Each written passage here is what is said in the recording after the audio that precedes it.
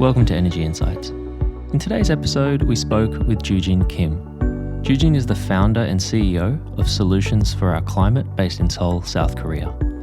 Prior to founding Solutions for Our Climate, Joojin's background was in law, where he worked on several energy-related projects as a lawyer for South Korea's largest law firm, Kim and Chang.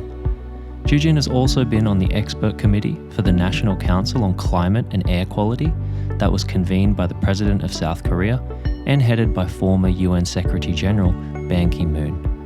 Joojin holds a Bachelors in International Relations and a Master's degree in Environmental Studies from Seoul National University and a degree in Environmental Law from Georgetown University. In today's conversation, we focus mainly on South Korea's 10th Basic Energy Plan and the implications that it has on the country's energy mix in the future. Other topics include why Korea's renewable energy progress has been so slow, the risks of Korea's reliance on gas as a major energy source, and the corporate and international pressure to change the country's renewable energy landscape, and other topics. It was great to get Joojin's thoughts on the podcast about energy issues facing one of Asia's largest and most important economies. So we're here with Joojin Kim. Joojin, thank you so much for coming on Energy Insights. Thank you very much for inviting me. So Joojin, before we get started on Korea's 10th Basic Energy Plan, which is the topic of our conversation today, could you give us a brief introduction of who you are, your background, and what your current areas of interest and focus are right now? I'm the CEO and founder of Solutions for Our Climate. We are a climate advocacy group based in Seoul, South Korea. We are one of the largest climate organizations in the country. We cover a variety of topics. Today we're talking about the power sector, but we also do a lot of work around the financing of fossil fuel and climate policy in the financial sector. We also do a lot of work around industrial decarbonization, methane emissions, and so on and so forth. So before we begin getting into the details of Korea's 10th Basic Energy Plan, I just wanted to start with what Korea's current energy mix looks like right now and the context for Korea. So I was just wondering if you could tell us a little more about where Korea currently gets its energy from right now. Is this a diverse mix of different fuels, or like in other industrialized nations, do fossil fuels play a pretty large role? Oh yeah, fossil fuel certainly plays a pretty large role. Around 35%, 36% comes from coal power among our power sector. Gas power is about 30%. Nuclear is about 25, 26%, depending on the year. And above all, renewables is very marginal. Solar and wind constitutes only 5% of our overall power mix. So we're very low. One of the lowest countries among the OECD, one of the lowest countries in the world, actually, when it comes to variable renewable energy deployment. And why do you think that is? Has there been any sort of particular policy that's been placed over many years that has prevented renewables from kind of growing in Korea? Well, I don't think this is something that happens just in Korea, but also it's a global issue. We have basically two issues when it comes to renewables. Number one, renewables are not fairly treated in the regulatory system, in our regulatory system, when it comes to marketing, I would say, electricity. So compared to how coal power plants, nuclear power plants are kind of treated in terms of grid access, price, all kinds of flexibility related requirements, renewables are not fairly treated. And one of the main reasons this happens is because the people who decide what happens on the grid, the people who decide how renewables are priced, how coal power plants are priced, how gas power plants are priced, are actually the people who have a lot of coal power plants and nuclear power plants. So the people who have a lot of coal power plants or nuclear power plants, the company that has a lot of coal power plants and nuclear power plants, decides practically has a big call in the fate of renewables. And if they're not competitive in renewables, they don't want to have a lot of renewables coming in. That's what's happening in Korea, and I think that's a problem in many countries. Many of the problematic climate nations, let's say South Africa, Indonesia, Mexico, all have similar issues where you have a bundled power system where a lot the fate of where the fate of renewables is, I mean, the treatment of renewables is a big part determined by companies that have big exposure to fossil fuels. And unfortunately, many of these state-owned utilities have not been able for many reasons to have a strong role in the renewable. It's just not right with their company. It's just not, the companies are not well designed to have smaller scale renewables. That's one problem. So that's the problem of the market, how the regulatory sector around the power sector. The second problem that we experience a lot, and this is more of a global problem, not just about countries that have state-owned utilities, but also all around the world, is that renewables are not treated when it comes to permitting as they should be. They are subject to a lot more stringent review, and it just takes a long time. It takes, in many cases, more than 9 years to get an offshore wind plant permitted and on operating. Although the construction period is not that long.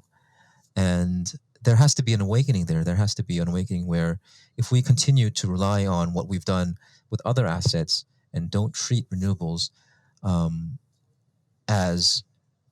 don't consider renewables as the savior of our climate, then we won't be able to meet the climate timeline that we have.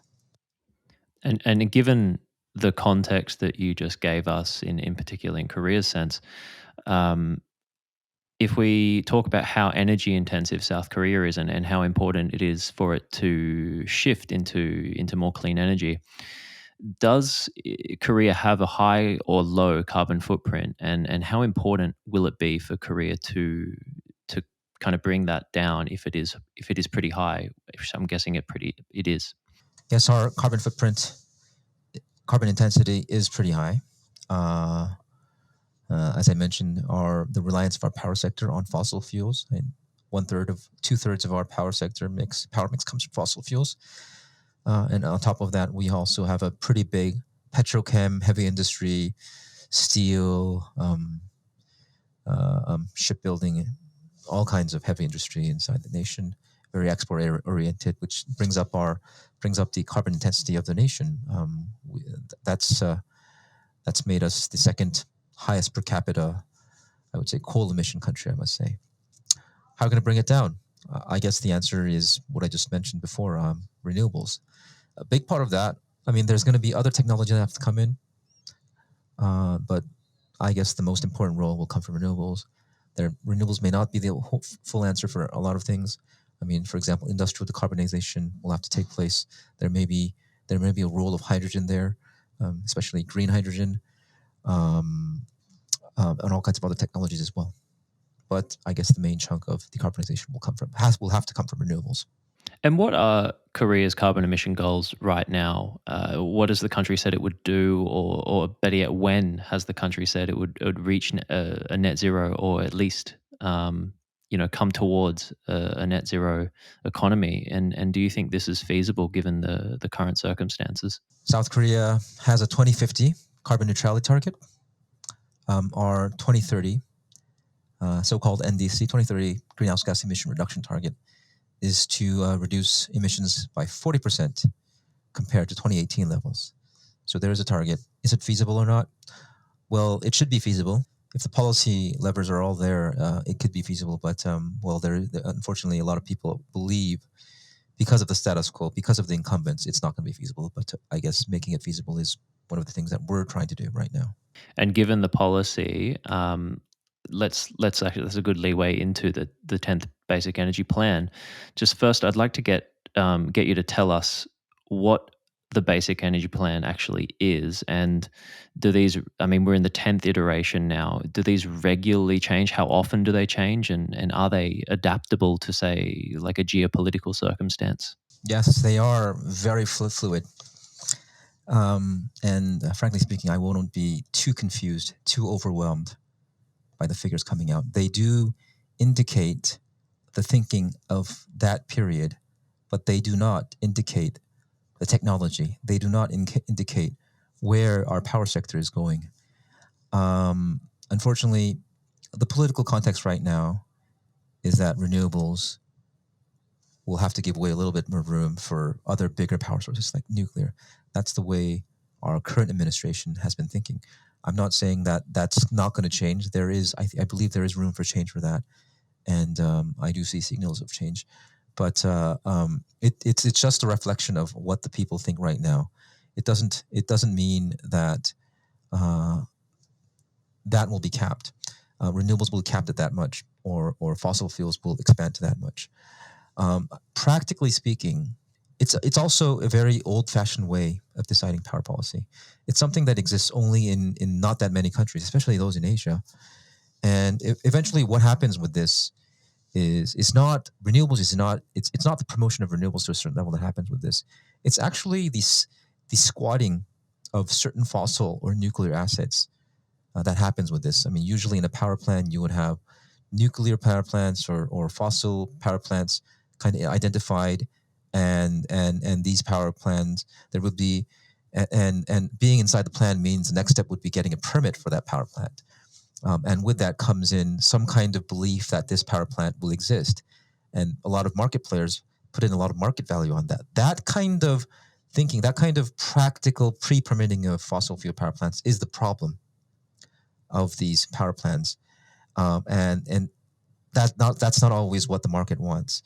So I believe it's something. It's more of a, I would say, planned economy legacy of Korea, which a lot of people, experts, think doesn't are not sure whether this is needed right now. And what does the plan in its current state? What does it actually say? What does the energy mix, or what at least the current administration's envisioning? What will power Korea in the next say decade or so? Well, compared to previous power plants, the coal and gas mix is pretty similar. I mean, there are marginal, small, minimal differences, but the biggest change is a switch between. I mean, is that in the past nuclear was higher. I mean, the ratio of nuclear was lower. That has gone up by, let's say, something like 10%, and renewables have gone down. So there was a switch of around 10% of ratio between renewables and nuclear. So that's the biggest thing. That's the biggest kind of trend of thinking reflected in this new power plan, and that I would say that's a result of a long time, more than 5 year discussion on whether the country wants to be pro-nuclear and anti-nuclear, and renewables were the easy scapegoat in that planning process.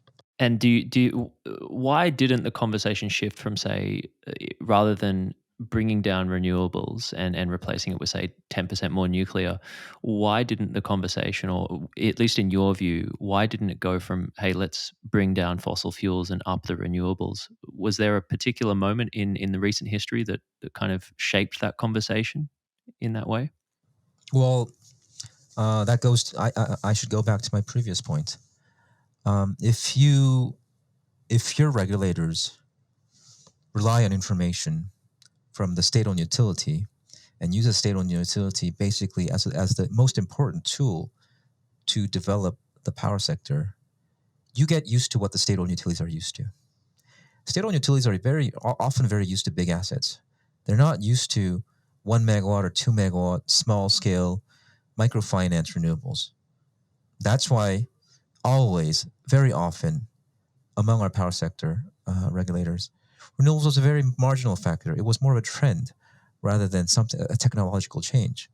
So that's why there's been a tendency to bring down renewables. Also, because of this policy, I would say this lack of appreciation of renewables, policies, the permitting, the land permitting or land planning policies needed for renewables, the power market policies needed for renewables are not in place, which also exacerbates, which also kind of, I would say, deteriorates the situation, making renewables always less appreciated by our policymakers. And now you mentioned earlier that gas is still playing a pretty big role, even compared to the last iteration of the energy plan in Korea. Now, gas has been a pretty hot topic in the past year or so. You've got record high prices, you've got supply issues all over the world. Now, with all this in mind, do you think that this is a sensible thing for Korea to do to keep gas at a pretty high level in its 10th Basic Energy Plan? I mean, by this I mean recently, and this is in part due to high gas prices, Korea raised the electricity tariff by something like 10%. And I think that's been the highest rate rise annually in the past 40 years, for example. And not to mention Korea's gas company, KEPCO, is just bleeding billions of dollars in losses because of these high prices. Now, I know there's a lot in there in what I just said, but do you think that this big role for, say, imported gas is the right move for Korea? And what kind of risks can you foresee with Korea expanding, or not expanding, but also kind of keeping the status quo as it is right now? Above all, the risk is we're paying a lot of money because of gas. You mentioned KEPCO bleeding. Yes, KEPCO is financially bleeding, and it paid more than twice the money it paid compared to the previous year to purchase natural gas. I mean, fossil gas for gas power plants, and then that's been causing billions of dollars of losses to the company. On top of that, coal is a lot more expensive than the year before the Ukraine war. So those two combined have made KEPCO be in the red. Issue a lot of bonds, billions of dollars, more than $20 billion of bonds, and incur a lot of financial losses. It will eventually be a price tag that is imposed on the Korean public, either through the form of taxes, some kind of collection, some kind of companies collapsing because of money not being available in their capital market because of this big corporate bond vacuum made by our national companies, or just by the increase of electricity prices. So it's a price that our country will have to pay. Renewables, the word that renewables is expensive, the saying that renewable is expensive, is now more and more treated as something as the past, especially with what happened after the invasion of Ukraine. So we will eventually turn more to a renewable-friendly country, but people are people. It takes a little bit of time for people to realize what's been wrong, and that's what's happening. And how are energy prices in terms of, you mentioned the people will pay for it? How are energy prices in Korea affecting, say, inflationary pressures? Is it much like the rest of the world where people's daily cost of living is skyrocketing? Is it a similar situation in Korea right now? Well, not as immediate and not as direct as what you would see in Europe. Our consumer gas, consumer electricity prices are regulated, which means that increasing prices exposes political factions to pressure. So the administration has been careful about increasing prices, and that's why that expensive price of power is not coming out in the form of price hikes. It is coming out, but not as extensive as what you would see in Europe. But instead, it's coming out in the form of KEPCO's exploding debt. And do you think that is at all sustainable in the long term? Of course not. Money is money. The economy is economy. Even if it's a state-owned company, having a financial hole of several tens of billions of dollars does leave a dent in the company's balance sheet, and the country will have to address it. So no, they may have a bigger buffer because they're relying on a government balance sheet, but that will eventually come out. Do you think and you mentioned that the politics plays a role here in terms of raising the gas prices and keeping it regulated, keeping them low. So I assume that is not to upset the political constituencies that support the current administration. Has there been any talk of deregulating those prices or lessening the subsidies, for example, and moving them into, say, renewables or any other kind of technology that moves away from gas, for example? Oh yes, there have been discussions about that. There are people who say that we should be deregulating our power prices. That higher consumer power prices will lead to a lot more energy conservation. Will incentivize companies to go into renewables. There are certainly people who say that, and there is a discussion around that. But uh, the reality is that for politicians, deregulating power prices means they're not going to win, and they're reducing by themselves the chance of winning in the next election. So that's another reality and we do have elections coming up, general legislative elections coming up next year. So that's also been a very big barrier of going into these fundamental reforms. And has there been any talk in elections that you mentioned? Is energy a big issue now, or is it still kind of regulated to the sidelines in Korea? Well, until now, unfortunately, climate, energy hasn't been the most important issue in the elections. There were other political discussions that took place. However, during our most recent presidential elections, corporate renewable energy demand was an important topic inside the discussions. It's an important topic in our political context because we are a very export oriented country, and supply chain decarbonization requests from um, clients abroad mean something to our economy. So it was. I expect in our upcoming elections, and that has been the trend until now, that the youth climate voice will become bigger, just like what you saw in Australia or Europe or the US. So that is something a trend that is a trend that I expect to see, although not the most important issue until now. I just wanted to drill into that, into the private sector and their demands, or at least their ambitions for more clean energy. I mean, Samsung last year committed to RE100 and committed to 100% renewables. I know Hyundai actually, was it Hyundai that stopped build? Had plans to build an LNG facility, and then they pulled back on that. How much can you see corporate action influencing government policy? Is that quite a large influence in Korea, along with civil society, as you mentioned, like youth movements and things like that? It's it's a potentially very big, very big, um, I would say, stakeholder. Industry is. We are.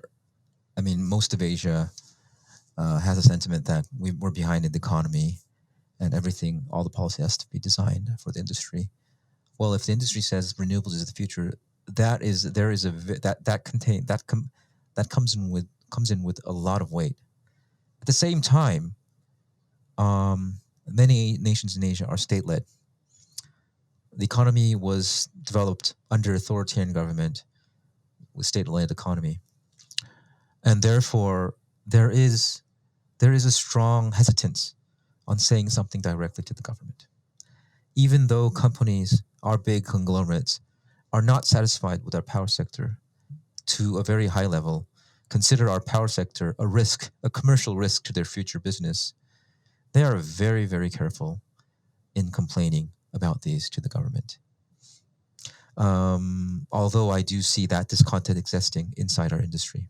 But do you think that, say, how much do you think that kind of international pressure will also have an effect on not just the private sector but also the South Korean government in itself? Do you see that happening more and more in the coming years?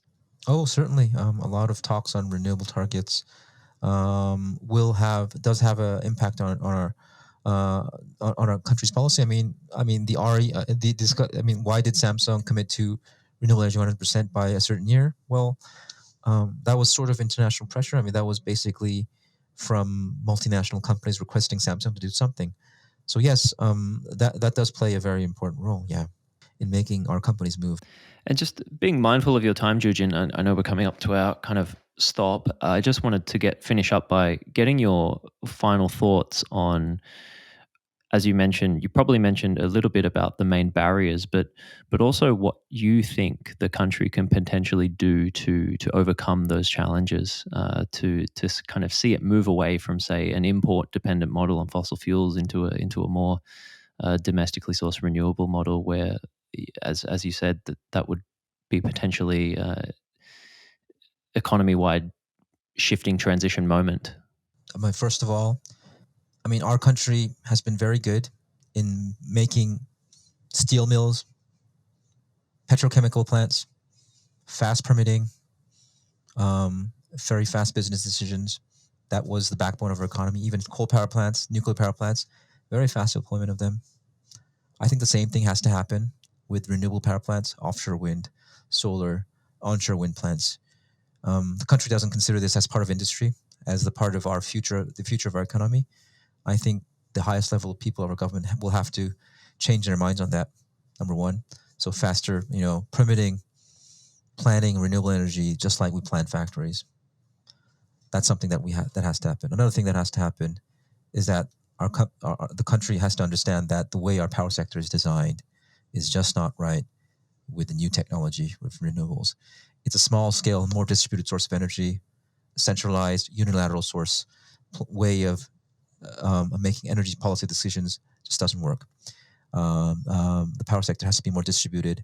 There has to be independence of the system operator, so that the system operator can be more creative with new energy sources. And inside the system, treatment of renewables versus fossil fuels or renewable-friendly sources like batteries, demand response, has to be fair and transparent. These are the changes that are needed, especially in climate laggard Asia. Do you see a role for imported clean energy playing a part in this as well? Well, yes, but when there's lots of cheap room to change the power sector of each country, why all the way go out to renewables renewable sourced energy to be imported? Yes, there is a room. There will be marginal room for that, but I guess there's a lot more low-lying fruits. All right, Joojin, thank you so much for, again, coming on Energy Insights. Just before you go, could you please tell listeners where they could find your work or follow your organization's work on say, social media or a website? Would be great. We can be found on Twitter and Instagram. Our handle is For Our Climate. We also have a good LinkedIn page. If you find that from Solutions for Our Climate, YouTube as well. We also have a site that you can find with our name. So yeah, thank you very much. Thanks a lot, Joojin. It was great talking to you. Thank you. If you found this podcast episode valuable, please don't forget to subscribe to our podcast channel, share it with your friends and colleagues on social media, or head to our website, www.energytracker.asia for more. Thanks again for listening, and we'll see you next time on Energy Insights.